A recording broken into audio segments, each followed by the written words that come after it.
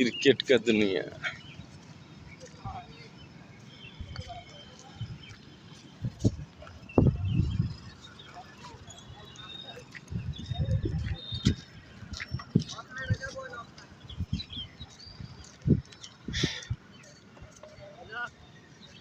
বুঝছিস তো ভাই কোন মজা লাগছে,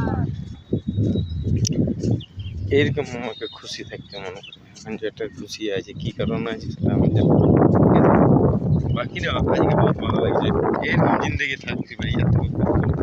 আর মানে এই যে আগের ভিডিওগুলো যেগুলো দেখেছো তোমরা, সত্যি বলছি দিল থেকে খুশি ছিলি না, এখন আপাতত খুশি আছি।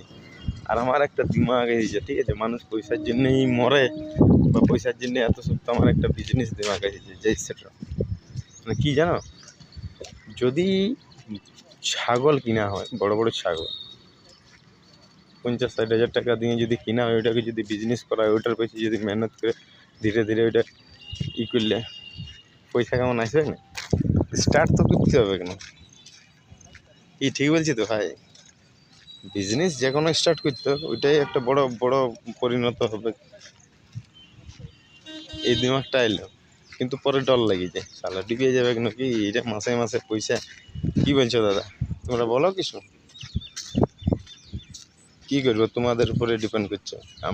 আমি ফিউচার বানাতে খুঁজছি, মানে ফিউচার মানে কি, পয়সার হিসেবে দৌড়ছি, পয়সা কি করে আসবে? তোমরা তো সবাই ভালো মন্দ সব লোকেই আছে, তাই বলছে পাবলিক মানে প্রত্যেকটা মানুষের মধ্যে ভগবান থাকে।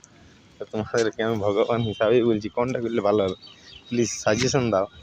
মানে ছোট ভাইকে একটু বোঝাবার চেষ্টা করো যে এরকম করলে এরকম, মানে এই মডার্ন যুগের হিসাবে বলছি না যে পয়সাই সব কিছু, কিন্তু পয়সাই সব কিছু, যদি তোমার পয়সা থাকে তো বহুত কিছু করার কাছে করা, কর্মের রাস্তায়